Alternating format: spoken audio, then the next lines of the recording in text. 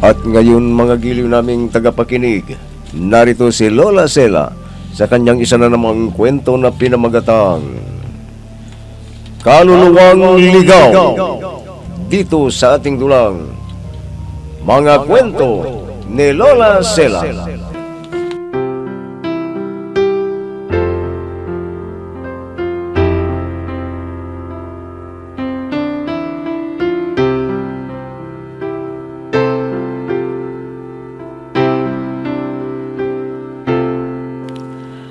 Kumusta na kayo, mga apo? Ito dadabad ang Lola Sela ninyo. Ang ikukwento ko sa inyo ngayon ay tungkol sa isang salbahing kaluluwa. Nang buhay pa siya, ay salbahe na ito. At nang mamatay, ay salbahe pa rin ang kanyang kaluluwa. Dahilan para magdusa ang ibang tao. Mapaparusahan ng batas dahil mapagbibintangan na siya ang gumawa ng kasalanan. Mga apo, dyan lang kayo at sisimulan ko na ang aking kwento. Susi, apo, nakahanda na ba ang lahat ng gamit mo sa pagluwas natin sa probinsya? Opo, Lola. Kaninang hapon ko pa inihanda ang mga gamit ko. David, paano yan? Doon ka na rin ba maghahanap ng trabaho sa probinsya? Opo, inay. Siguro naman madali ako makakahanap ng trabaho roon. Oo, anak. Dati ka namang nagtrabaho doon kaya lang, medyo maliit nga lang ang sweldo doon. Hindi bali, inay. Ang importante, makahanap ako ng trabaho agad para sa pag-aaral ni Susie. Huwag kayong mag-alala, Dad. Kapag natapos ako sa pag-aaral, saka ko susuklihan ang sakripisyo ninyong pagpapala sa akin. Anak, hindi ko na rin hinihintay na suklian mo ako. Masaya na ako kapag nakapagtapos ka sa iyong pag-aaral. Sige po, Dad. Matulog na tayo para maaga tayong kumising bukas ng madaling araw. Sige, mauunan na po ako sa kwarto. Lola, matulog na rin po kayo. Oo. David, sana pagdating natin sa probinsya ay hindi na makakakita ng kung ano-ano si Susi. Ano nga po, inay. Hindi namin sukat akalain ni Rita na may third eye pala ang kaisa-isa naming anak. Sige na po, inay. Matutulog na rin ako. Papasok na ako sa kwarto namin ni Rita. Sige, anak. Maya-maya ay matutulog na rin ako.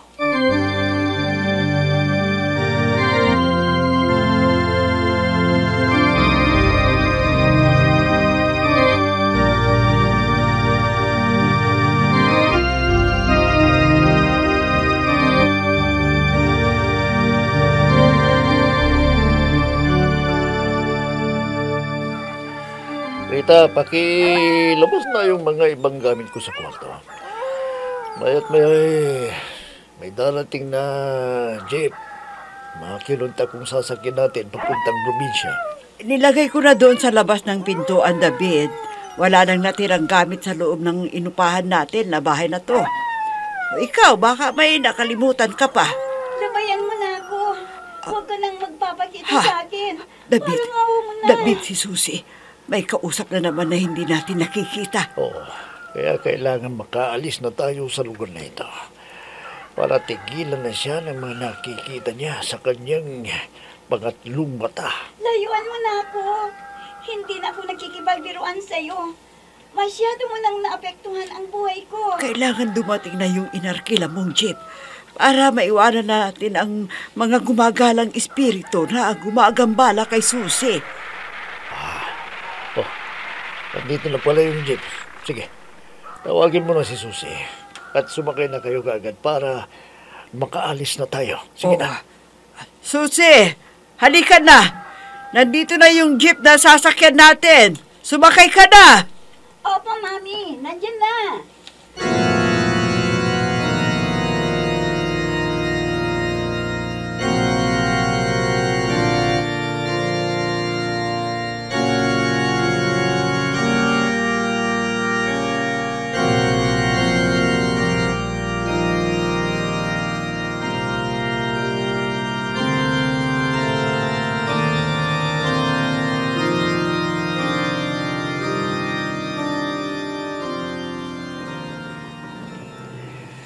Mag-4 na oras na tayong bumabiyahe. 5 oras ba bago tayo makarating sa ating probinsya, Rita? Oo nga eh. Ayan, nakatulog na pala sila, Inay at Susi. Ito talagang anak natin. Ang lambing kay Inay. Parang si Inay ang tunay niyang ina. Hindi tayo hahanapin kahit matagal tayong hindi makita. Paano kasi masyadong konsentidor ang ina eh. Shh! Baka marinig ka niya, magagalit sa iyo. Totoo naman Pasabihin ko lang siya ng medyo malakas nagagalit sa akin ang inay. Kaya yan, mas mahal na mahal niya ang inay kaysa sa atin. Ay nako, nagselos pa ang matandang ito. Hayaan mo na yan. Total, hindi naman iba sa atin si Inay. Alam mo, David, wala na akong masabi kay Inay. Napakabait niya sa akin. Kaya nga, nagtampo nga ako sa kanya. Nagtatampo ako kung minsan dahil mas ikaw pa ang tinuturing niyang anak kaysa sa akin. Ay, naka. Rita, sa palagay mo, pagdating natin sa probinsya, hindi na kaya gagambalain ng ligaw na kaluluwa si Susi? David!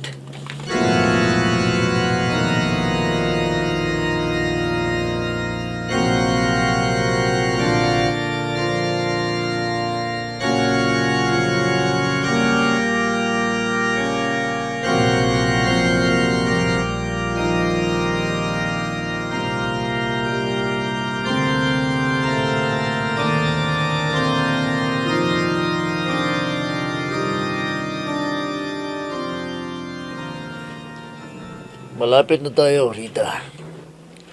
Pero tingnan mo, ang higpit pa rin ang yakap ni Susi kay Inay. Hayaan mo lang at huwag kang masyadong maingay para hindi maisturbo sa pagkakatulog. Kung may sakit kayo, masyadong nag-aalala si Inay. Pero kapag ako may nararamdaman, hindi man lang ako kinukumusta. Ayan ka na naman eh. Nagselos ka na naman. Natural na mamahalin ako ng Inay dahil mabait ako kaysa sayo. Ano? Mabait ka kapag tulog. Alam mo, naiinis ako sa'yo.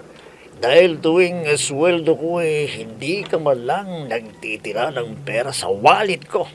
Eh bakit naman ako magtitira? Wala ka namang panggagamitan. Bakit? Plano mo bang magpunta sa bahay aliwan, ha? Ano? Oy, hindi ko ginawa yan kahit minsan, ha? At saka ayaw ko. Pero magtira ka naman. Para? Makapangbabae ka? Ganun ba?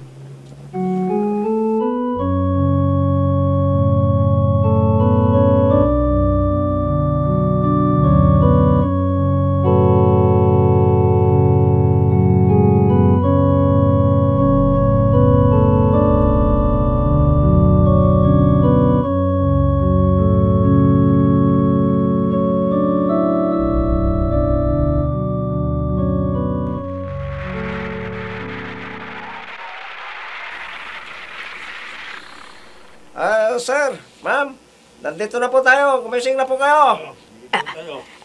Nakarating na pala tayo dito. Susi, apo, gumising ka na at bababa na tayo. Nandito na tayo sa bahay natin sa probinsya. Lola, ang sarap matulog sa daan, Sige. Sige na. Tumayo ka na at bumaba na tayo sa sasakyan. At ipasok na natin ang mga gamit natin sa bahay. Sige na, para maiayos na natin ang loob. Opo, Lola. Mami, Daddy, gumising na po kayo. Nandito na tayo sa... Lola? Oh, bakit, apo? Para kang nasindak dyan. Anong nakita mo dyan sa labas, ha? Ay, naku, Lola. Ang lolo. Hayan siya, oh. Parang inaabangan nila ang pagdating natin. Ano? Nandito ang lolo mo? Nakikita mo siya? Opo, Lola. Hayan siya, oh. Nakangiti siya sa akin. Ha? Hoy, Ignacio! Lumayo ka naman sa amin! Huwag kang magpapakita sa apo natin! Baka matakot siya. Lalagnatin siya. Kaya lumayo ka, Ignacio! Lumayo ka!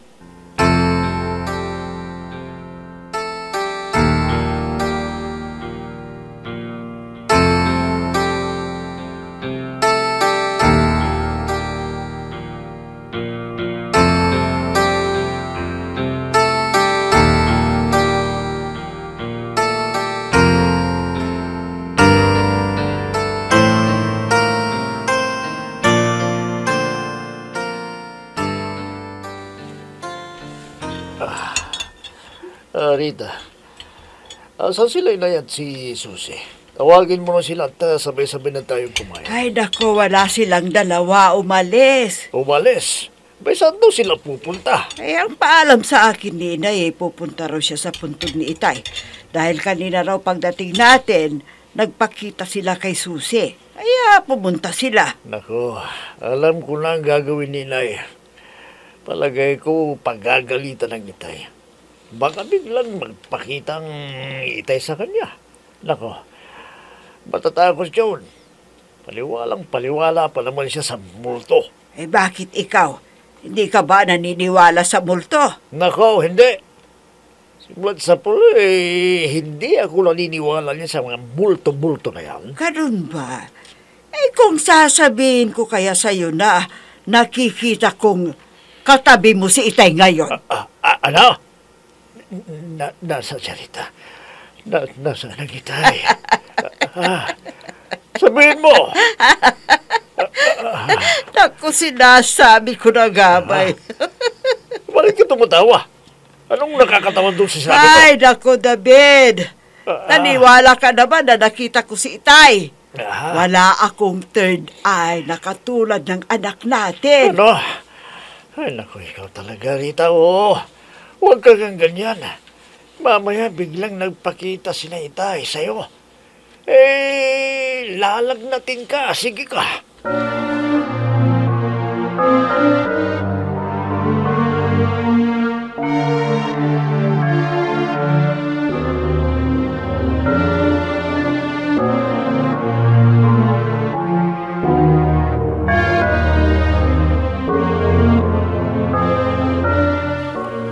Susi, apo. Hayan. Pinagsabihan ko na ang Lolo Ignacio mo na huwag na siyang magpapakita sa atin. Dahil baka kilabutan ka, lalagnatin ka pa. Ay nako, sisisihin ko talaga siya. Hindi naman ako natakot kay Lolo Kahit magpakita siya sa akin, Lola. Ay basta, huwag na siyang magpapakita sa'yo. Ay bakit kasi ayaw pa niyang umalis dito sa lupa sana, pumunta na siya sa kaharian ng ating Panginoon. Ay, siya nga pala, apo. Ayun na yung paaralan na papasukan ba, Ha? Yan ba, Lola? Malapit lang pala sa Memorial Park ang paaralang yan. Oo, apo. Ay, buti na lang at nagmana ka ng katalinuhan ko at hindi sa lolo mo. Ayan na naman kayo, Lola. Naman ako kayong dalawa. Siguro sa inyo ko naman ang talino at kay Lolo naman ang ganda ko dahil gwapo siya. Ay, nako. Umuwi na nga tayo. Hoy, Ignacio, inuulit ko. Huwag ka nang magpapakita kay Susi. Kundi, hindi na kita dadalawin dito. Hindi na rin kita titirikan ng kandila at dadasalan. Kayo talaga, Lola. Natatawa ko sa inyo Ano? Ikaw rin. Namana mo ang lolo mo na sutel. Halika na nga. Umuwi na tayo. Ano yun? Parang may malamig na kamay na umakbay sa akin. Ignacio, huwag mo akong multuhin! Huwag!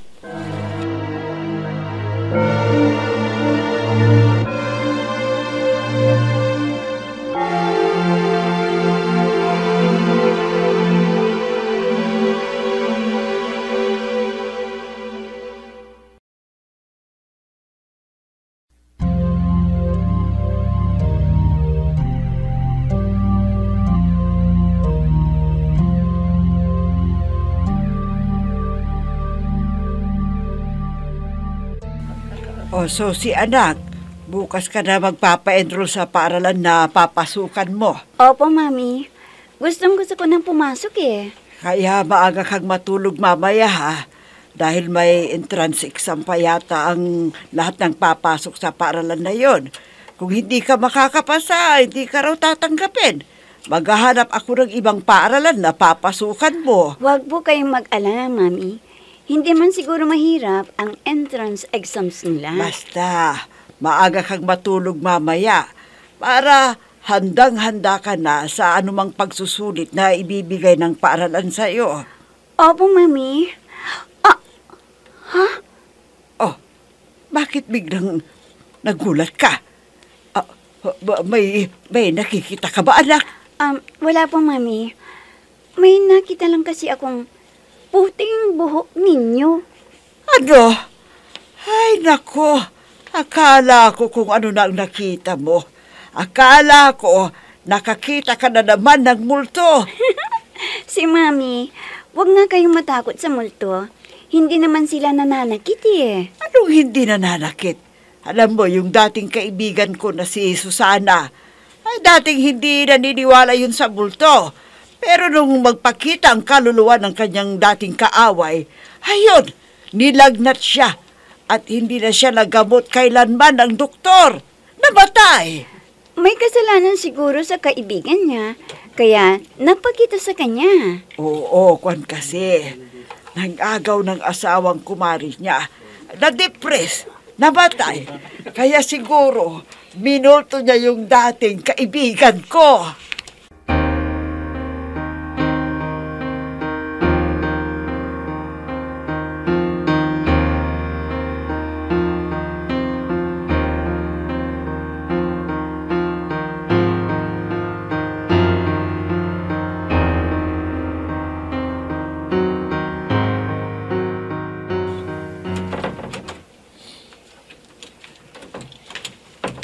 Oh, Rita. Andito na ako. Oh, David, mukhang pagod na pagod ka. At pawis na pawis ka. O, itong tuwalya.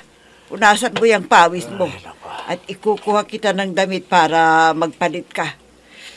Siya nga pala. Kumusta naman yung lakad mo?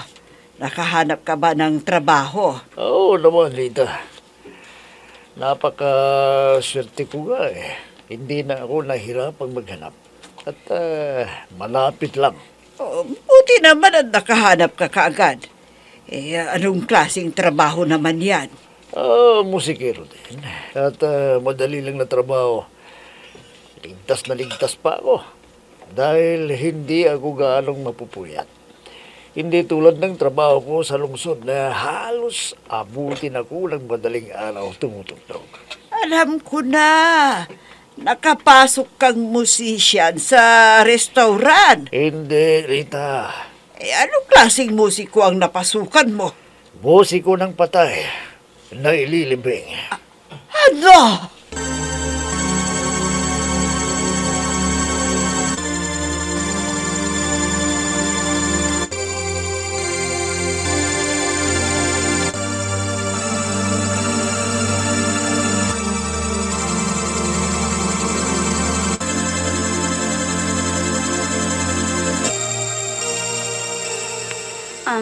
Hello, Cecil. Kumusta ka na? Heto, kinakabahan nga ako eh. Baka hindi ako makapasa sa exam. Ha? Hindi naman gaanong mahirap yung exam eh. Para sa'yo, hindi mahirap dahil matalino ka. Pero ako, kinakabahan ako eh. Kung hindi ako makakapasa, maghanap ako ng ibang college school na mapapasukan. Palagay ko, nakapasa ka, Cecil. Ayun. Ipinost nila yung nakapasa sa entrance exam. Halika, tignan natin kung nakapasa tayo. Halika.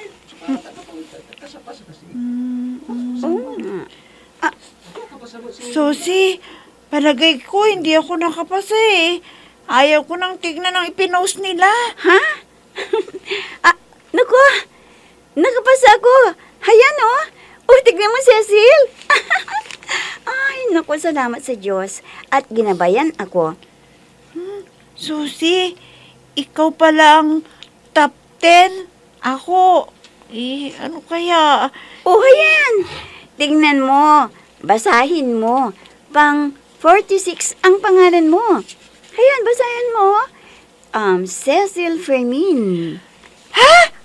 Oo nga! Nakapasa ako! Nakapasa rin ako, Susi!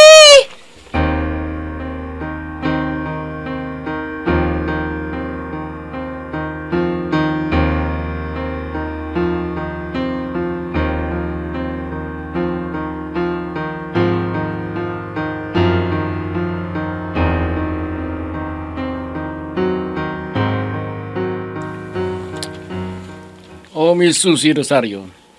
Kanina pa tapos ang klase natin. Bakit nandito ka pa? May nakikita kong isang babae na nanlilisik ang mga mata at tuguan ang damit. Parang galit na galit siya kay Sir Eric. Susie, anong nangyayari sa'yo? Ha? Lumalapit sa akin. Sasakalin ako. Miss Susie Rosario, anong nangyayari sa'yo? Susie!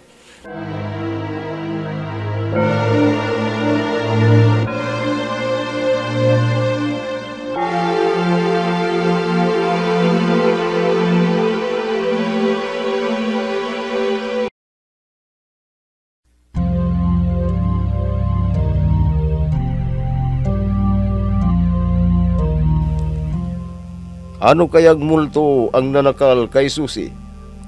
Magiliw naming tagapakinig, abangan ang susunod na kabanata ng ating kwento na pinamagatang Kaluluwang Ligaw, dito sa ating dulang Mga Kwento ni Lola Sela. Mga nagbigay buhay sa ating dula: Myra Abrihal Narnola, Susan Malignem, Ami Diaz, Oscar Ora, Robert Di Guzman, Jun Cabato, Eva Alcoreza. Technical Supervision at Musika, Oscar Ora. Nilapatan ng tunog, Robert Di Guzman. Sa panulat at direksyon, Emma Dalupe. Mga Kwento ni Lola Sela. Inihahandog ng IFRI Recording Studio para sa Pambansang Radyo ng Pilipinas, Bombo Radio, Philippines.